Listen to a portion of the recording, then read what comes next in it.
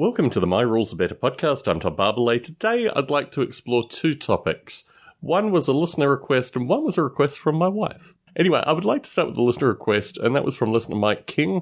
Mike King was asking associated with how I do playtesting, and he had some of his own ideas, and I sent him an email and was going to start some discussion with Mike, so this might be a follow-on podcast with Mike's feedback. But I wanted to talk a little bit more, just expand basically on what I'm talking about when I talk about playtesting. So when I playtested the Just Playing Chaos rule set, I had quite a large gaming table set up in my podcasting room. I had probably about, It was a 4 feet by 8 foot table, which was far larger than anything I needed practically. Practically, when I was doing my testing, I was dealing typically with a 3 foot by 3 foot space or something smaller. And within that space, I had 9 figures. I had a 10-pack of figures that I sent off to Frontline Painting maybe a year and a half ago. And they were Waffen-SS, so they were German camouflage troops. And the fellow who painted them had some kind of stomach issue. So I got the 10 back, but one of them had lost a head in transit. It wasn't the best possible experience to start my relationship with Frontline Painting. However, I've had a number of commissions from them since, and a number of better commissions, and the trick is just to find the right painter, and this fellow, unfortunately, just wasn't the right painter. So, anyway, I used these 9 figures to simulate the Just Playing Chaos figures. I had actually the set of Just Playing Chaos figures, I think, at work by this stage, if I remember correctly, because I was just basically prepping the situation at work. So I didn't have that many figures at home that I could play with, although I do have a set of figures from, what was it called? Neptune's Hobbies and Games, which is in St. Louis Obispo.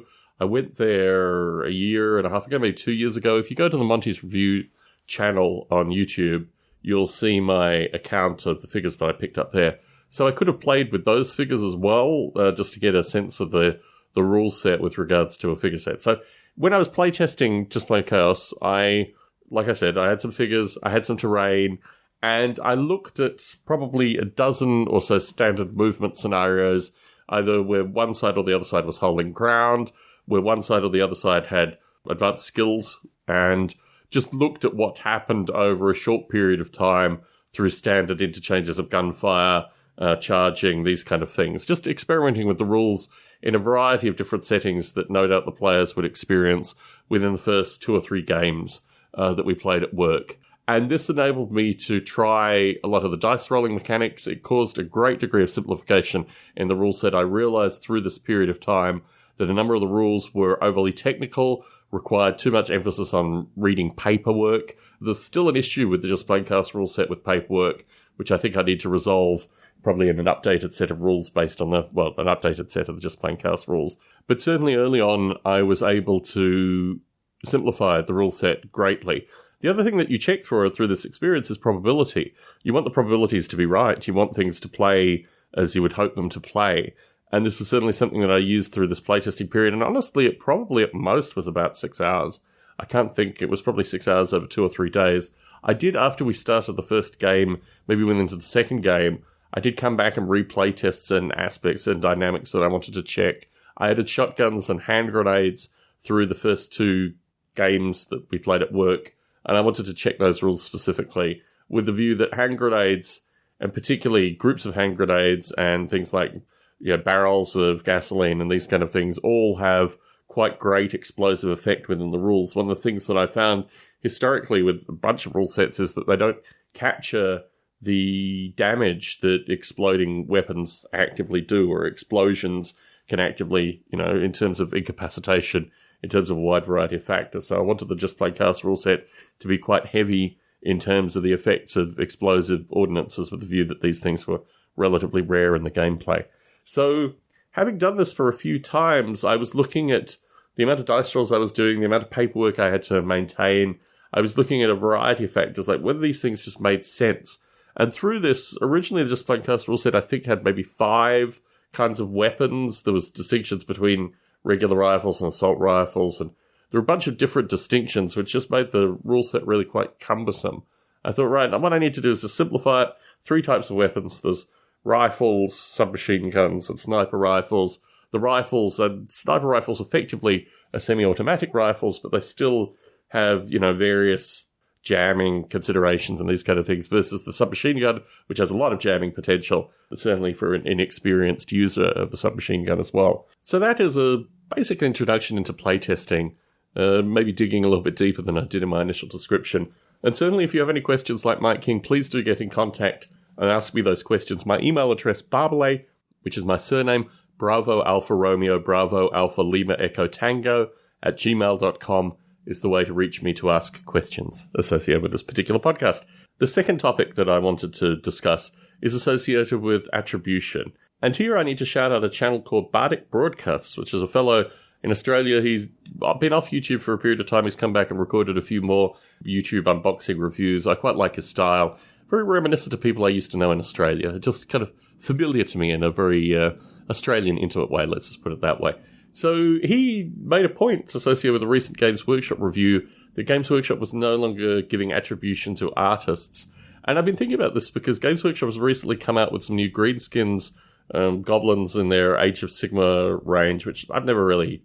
I mean, once they moved away from square-based fantasy, just like, okay, not really interested. Plastics, the resin stuff, these offerings...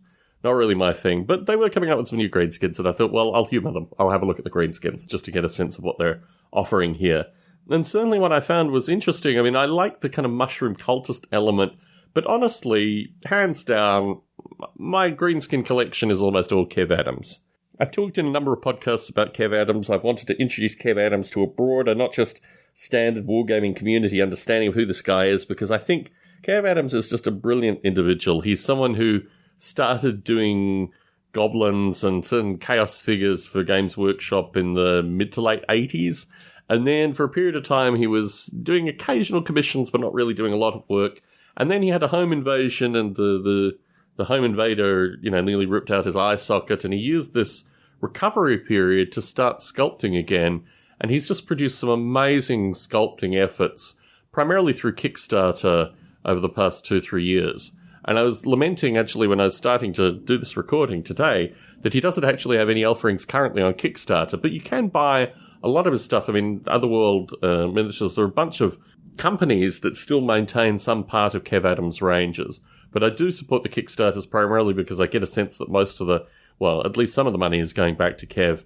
And also, they have such a small batch feel to them. They're almost like small batch liquor, this kind of stuff. That you get just the quintessential elements of Kev Adams in such a variety of different, goblinoid and greenskin poses. So I was reflecting very heavily on what this lack of attribution thing is. Like, what does that actually mean in a practical sense? Well, certainly there are a number of folks that have sculpted goblins in the past and done, pretty good job. I mean, you've got, Brian Nelson, a bunch of other folk that have done this historically for Games Workshop. But Kev Adams, the element of psychedelics that is so central to Kev Adams' work, and the fact I've had a brief correspondence with Kev Adams many, many years ago, probably well more than a decade ago, and you do get the sense that you're actually corresponding with someone who's lived intimately with goblins and orcs at some stage of his life. Like, he's had some kind of scholarly pursuit where he is embedded deeply within, the fungusoids, and has created such an amazing repertoire of possible designs and possible ideas that what you see from him now is just like a catalogue of so many different possibilities, so many different, it's the antithesis of plastic miniatures, because he has such an intimate and unique experience and translates that so beautifully into just copious quantities of amazing greenskins. None are ever similar in any way, shape or form. It's interesting actually because so many sculptors have copied Kev Adams' style historically, and what you see through the Kev Adams copies, which you see through Black Tree Designs range, to a lesser extent, Foundry. I understand Foundry might actually have some legitimate Kev Adams amongst their collections, but again, you don't see that because they don't give proper attribution. So I think what resonated with me in the Bardic Broadcast YouTube video was just this notion that we should be recognizing these artists. We should be recognizing the greatness, and in particular, how there are certain artists that are clearly leaders in this area, and they should be recognized so that they can, command better positions, so they can improve their lot. And I don't know, I don't think Kev Adams is amazingly wealthy. He's certainly no, Perry twins or any of these folk that have been able to get good income through miniature sculpting over a number of years. Certainly, I think the recent coverage of, barns and farmhouses and things that the sculptors of great note through Games Workshop history have been able to amass. This, I think, is very good. I don't think Kev Adams is there, but his loyal following, the people that love his work and love the intimacy that he has with regards to the subject matter, we're certainly a force to be reckoned with.